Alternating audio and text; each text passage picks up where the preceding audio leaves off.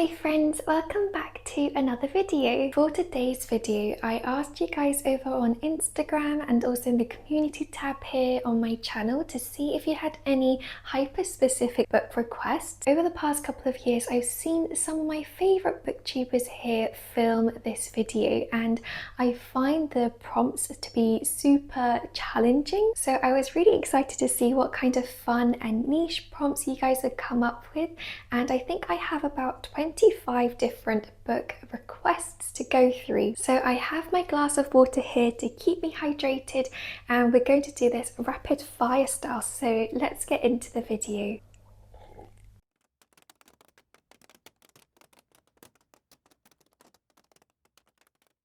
I jotted all the prompts down on my laptop, so we're going to go through this together. But the first one is a book that makes you feel like you're in the Japanese countryside in spring. And for that, I have A Cup of Sake Beneath the Cherry Trees by Kenko. This is a little penguin black classic, and it's by Kenko, who was a Japanese monk around the 13th century, I believe, and it's his quiet reflections on the transitory nature of life and how that makes things all the more beautiful. I remember there being several quotes around spring in Japan and the cherry blossom season, so it's a wonderful little classic, I feel like, to read beneath the cherry trees. The next request was something that has the same kind of weirdness of piranesi and the mood of the night circus, with a couple/romance subplot similar to A Winter's Promise. Now, I personally haven't read A Winter's Promise yet, even though I know that a lot of you have recommended the series to me, but I thought that the piranesi meets the night circus atmosphere is wonderfully encapsulated in the Unmaking of June Fairy by Adrian Young. I'm currently in the middle of reading this, as you can tell, and it follows June, whose family are known to have had a sort of curse follow them throughout the generations.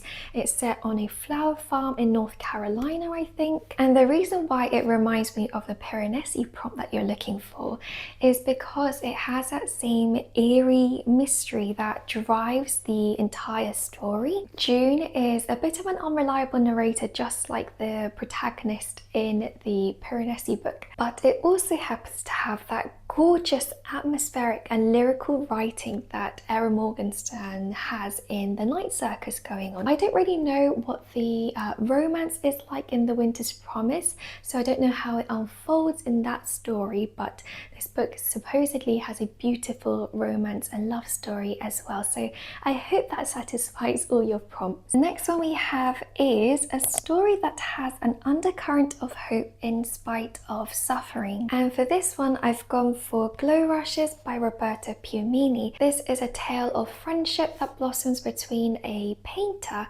and a young child who is very, very ill. The boy has a condition that prevents him from stepping outside into nature, and so his father calls for this famous painter to come by and paint these luscious landscapes of nature, and the hope is that the boy will feel comforted and also feel like he's part of the outdoors as well, with these huge landscapes covering his bedroom walls. To me, this book read like a lullaby almost. It is very beautiful but heartbreaking but dreamy at the same time. I thought that it handled the topics of life and death in a very sensitive and beautiful way. So it definitely has that undercurrent of hope amidst the sufferings and pains of life. Next up is a short prompt, but something for a rainy spring day. And for that, I couldn't think of anything more perfect than The Blue Castle by Ellen Montgomery. This story literally begins in May on a rainy spring dawn. It follows Valency Sterling, who feels trapped in her own life, surrounded by some very big personalities. So when she's diagnosed with a terminal illness, Valency is determined to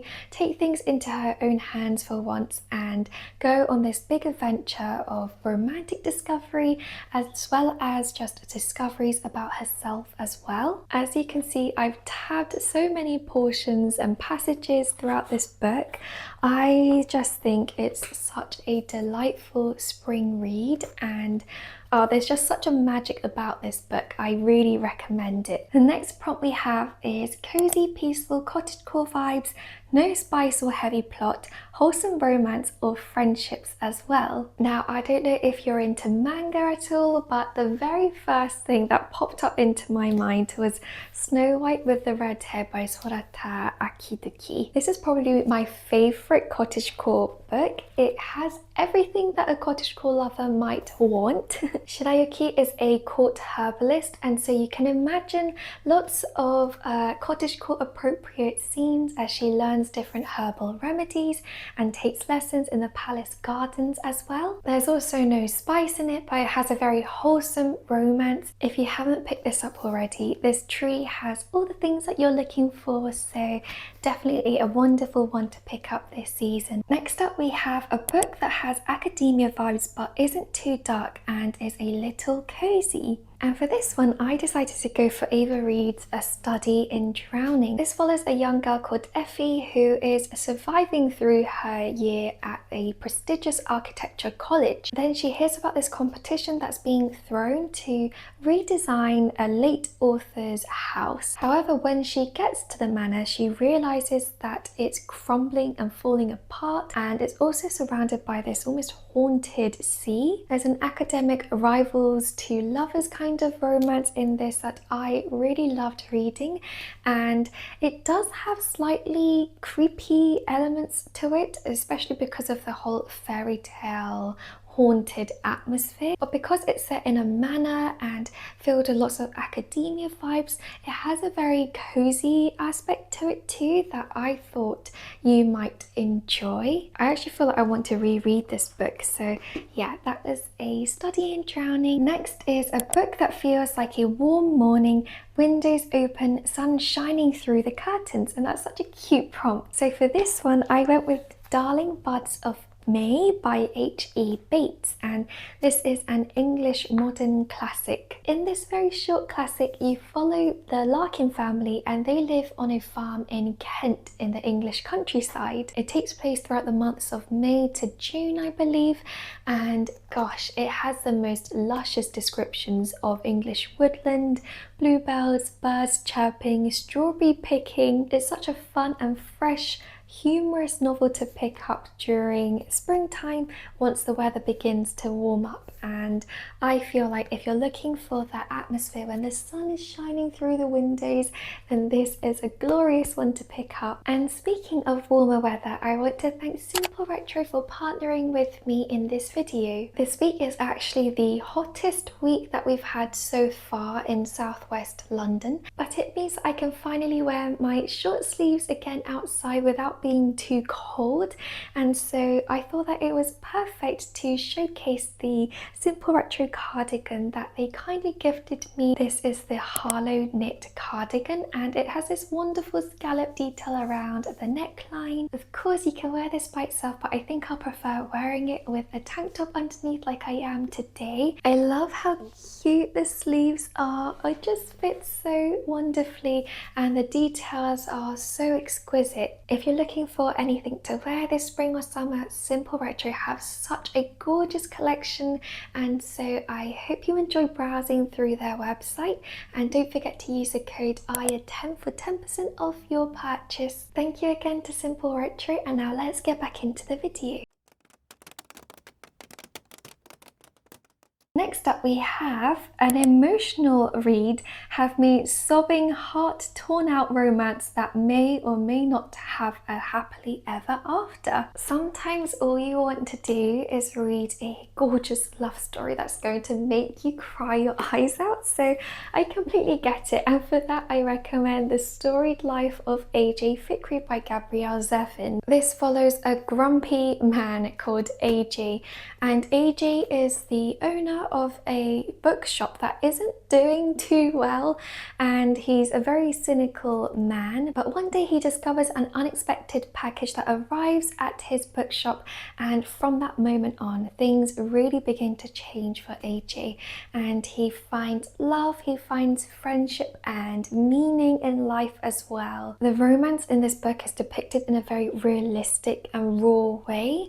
It's filled with pithy humor and just just fantastic writing. It is such a delightful book, and it's also a book about books as well if you love reading about bookish things. So be prepared with a box of tissues next to you if you're going to pick this one up. It is stunning. The next one is slightly different, but it's a book about pirates with found family vibes, or some characters getting thrown into another unknown world, but the vibe in the world is more whimsical and fun. As I was going through all the book requests that you guys are sending me, I had such a good time picking them out because you guys are coming up with some amazing different book requests. But for this, I've gone for One Piece. So this is absolutely perfect for all of you who wants to read a pirate book. I actually had quite a few different pirate recommendations, or requests I should say, and this one also has the most amazing found family vibes ever. If you don't know of this already, or you haven't watched or read it, it follows Monkey D. Luffy, who has always dreamed since he was a child of becoming the next king of the pirates. You follow him on a truly epic journey as he picks up different members for his crew. You meet a new character every couple of volumes, and it's just such a wonderful depiction of true found family. Next is a book that feels like walking in a quiet Japanese seaside village on a hot summer day. I loved this prompt, and for it I went with The Convenience Store by the Sea by Sonoko Machida, translated by Bruno Navasky. This takes place during summer in a Japanese seaside town, so that is your big tick there. You follow a cast of various different characters throughout the town,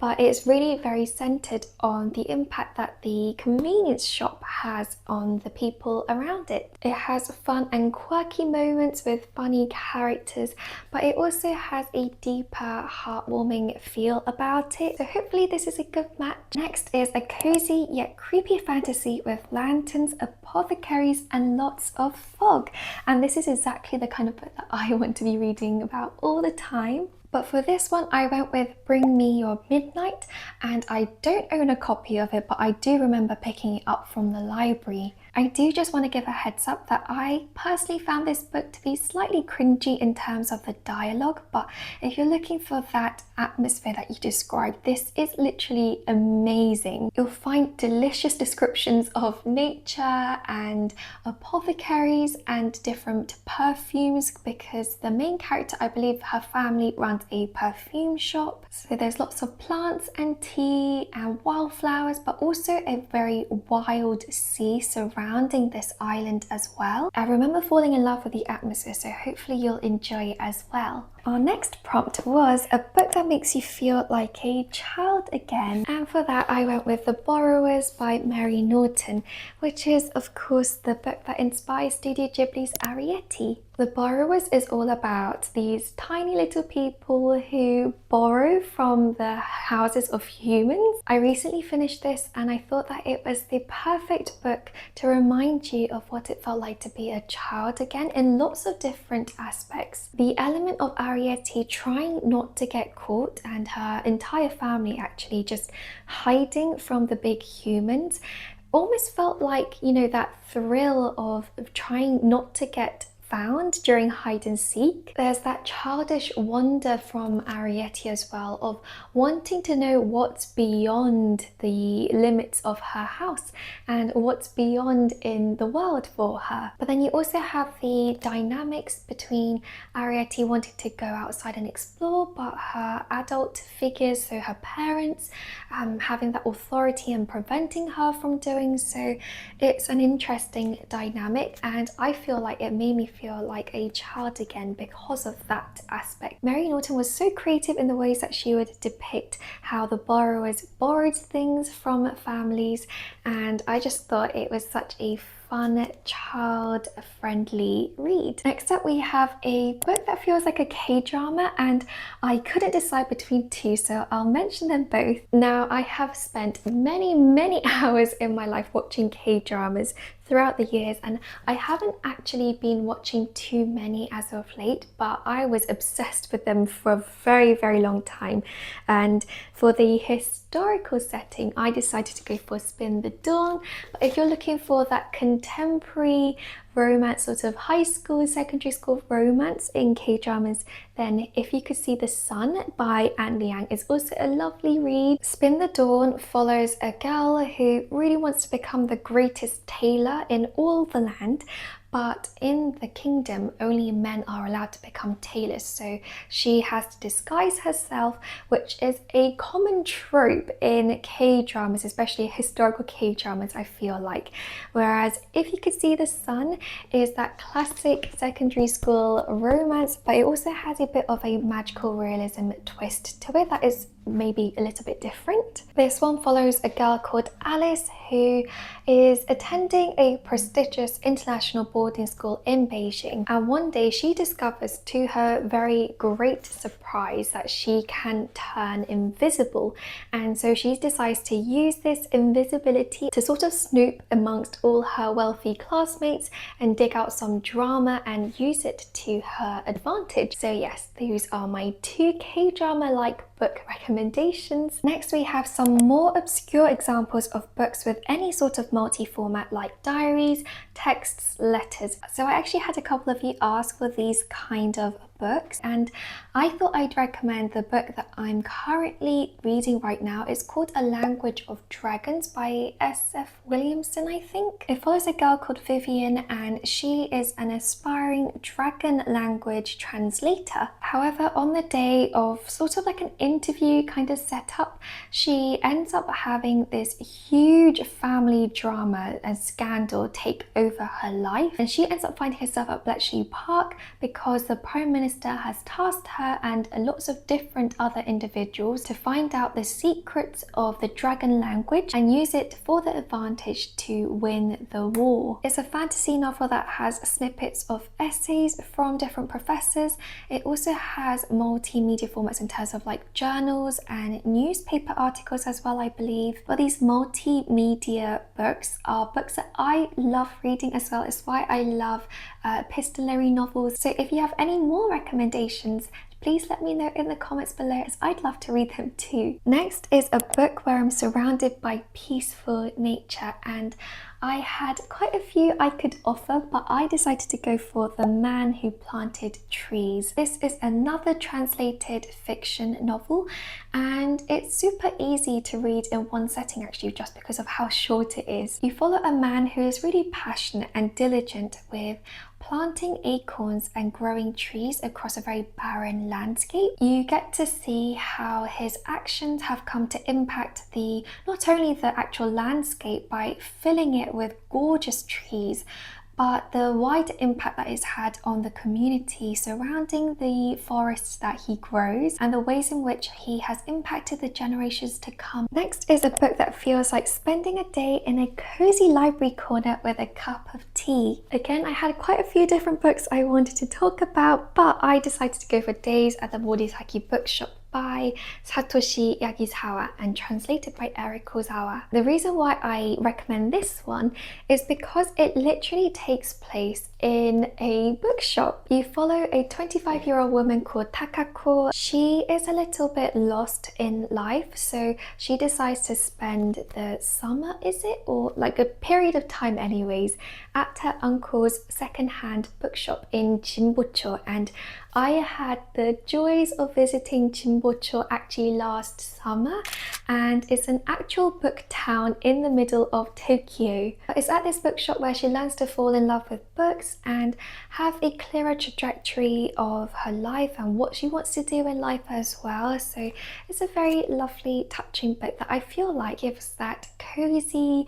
library with a cup of tea atmosphere. I feel like I've been talking forever, but we have a book with the same vibes as the 2015 Cinderella, Please. I actually remember watching this maybe 2 years ago for the first time ever, and I was in love with the atmosphere. So I immediately ended up thinking of A Fragile Enchantment by Alice and Saft. Axio, who wrote one of my favourite books, The Girl Who Fell Beneath the Sea, she claims that this book weaves together the passion of a Regency romance with the magic, whimsy and heart of a Ghibli film. But in this story you follow Neve, who has the magical power to be able to stitch emotions into fabric, and so she ends up having the opportunity to craft the wardrobe of the neighbouring prince's upcoming wedding. I feel like Cinderella's dress itself is so iconic, and the ways in which it transforms from her dress to the magical ball gown,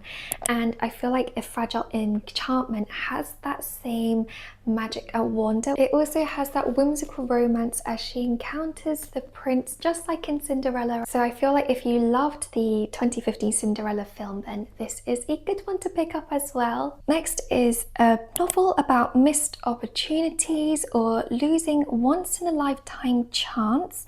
Quite suspenseful and emotional, but comforting too. I had to think quite hard for this one, and for all of these I was going through all the books that I'd read, but I ended up picking Persuasion by Jane Austen for it. Here you follow Anne Elliot, and Anne ended up not marrying the man that she loved a couple of years ago because of family expectations and prejudice, so she is obviously regretting that choice, and there's that lost opportunity factor that you're looking for. However, she does end up bumping into Captain Wentworth again, who is the man that she fell in love with years ago, and the tension between them is so palpable, and that longing, pining is just so good. You see them rekindle that friendship and that romance. It has that emotional torture but also very comforting read as well, as you see them repair their relationship. The next prompt was books that feel like they're a good kind of haunted in a comforting sort of way, and I know exactly what you mean. For this I went with The Girl from the Other Side volumes, but this is a manga series that has that haunting creepiness about it, but in a really good and comforting way. As you can tell from the illustration style, maybe not, but it's quite moody and it has that creepy element to it. The world that you're placed in is a very strange one, where if an outsider touches you, you become an outsider as well, and there are monstrous kind of beings in this world, but there's also that comforting quality as the mysterious man over here is called the Teacher. Him and this little girl have tea parties, make flower crowns and bake apple pies that go awfully wrong, so it definitely has that good kind of creepiness about it. Ooh, a book that feels like you're reading someone's diary. I was initially going to say The Growing Pains of Adrian Mole by Sue Townsend, but I ended up going for my favourite book, The Easy Life in Kamusari by Shion Miura. This is one of my favourite books, and you follow Yuki, who is just finishing secondary school, but he is unsure what to do, and so his parents enroll him onto this forestry training program, and for that he has to travel to Kamusari village, which is set in the mountains in Japanese countryside. And the way it's written is so that you read his almost diary entries. He's basically telling you what happened throughout the year, and he's recording all his experiences. This is very eccentric characters, and it's so full of life, very filled with humor as well, and very whimsical. So yes, this one definitely if you want that personal experience into someone's diary. Next is a book that feels like a dream, and I decided to go for The Lantern of Lost Memories, which is a Japanese fiction that I just finished. Wait, no, when did I finish it?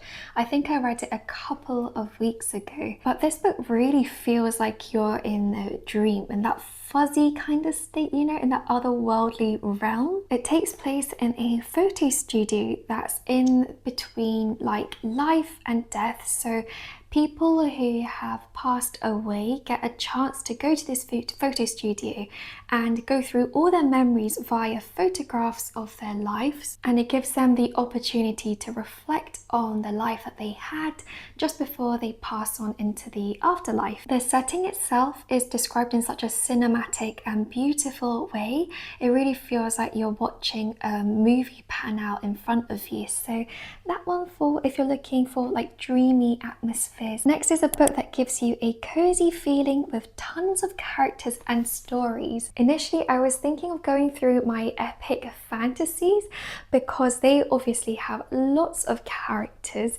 and different plot lines, but I ended up going for Good Wives by Louisa May Alcott, who also wrote Little Women. So this is the book following from that, and you see the March sisters as they mature and grow up and fall in love. Each sister has her own love story and plot line, so that's really entertaining to read and see how things sort of tie all together at the end. Just like in Little Women, it has very quotable passages, lots of hearty wisdom in it, and I enjoyed reading this. I finished it just a few weeks ago, so hopefully you'll enjoy it too. Ooh, a cozy whimsical fantasy romance from a sweet male POV. Now this was quite tricky because I don't really know of many fantasies that take place from just the male POV that's whimsical as well.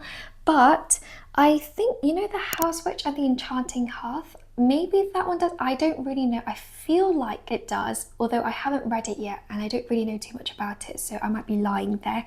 So the one that I did end up going for is a dual POV, and it's Brandon Sanderson's Yumi and the Nightmare Painter. This has higher stakes than your average cozy fantasy, so I don't know if you can describe it cozy in that classic sense, but it has a coziness about it in the worlds that Brandon Sanderson has crafted. You follow two different characters, and the boy is a nightmare painter, and he basically paints to get rid of the nightmares that are invading his city. So it's a magical fantasy world, and a sweet romance develops between him and this girl from another planet, another world, who lives in a very different kind of environment, and the two of them somehow end up swapping bodies and end up having to live each other's lives for a while. It's very sweet and also very evocative of East Asian world, so if you're looking for something like that, then Yumi the Nightmare Painter might be a fun one. Next is a Friends to Lovers book that also has to do with nature. Now I couldn't think of anything else but Anne of Green Gables by Ellen Montgomery. This entire series probably has the best descriptions of nature that you're ever going to get in a book series. I feel like a lot of people have read Anne of Green Gables but perhaps haven't read the entire series.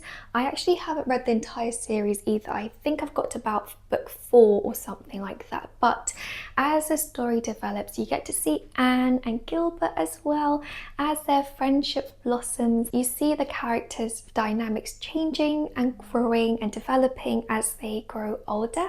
So it's a wonderful series to follow Anne through. And last but not least, we have a book with a cave and maybe a friendly monster. That's such a cute prompt, but I went for Rose Wolves by Natalie Warner. This is a graphic novel, and you follow a girl who one day wakes up to find an unusual flower. She ends up bringing this flower back from the forest, and overnight the flower blooms into this magical wolf creature. It's a wordless graphic novel, so it only has art in it and no pictures, and I feel like, if my memory is serving me right, there is a cave in here somewhere. Yes, I think there is a cave in here. This is a very tender story about companionship and disability as well, so I wanted to include it here in case you are interested in picking it up. But that's everything for today's video. I had such a good time picking out the different books. It felt like a little challenge for me,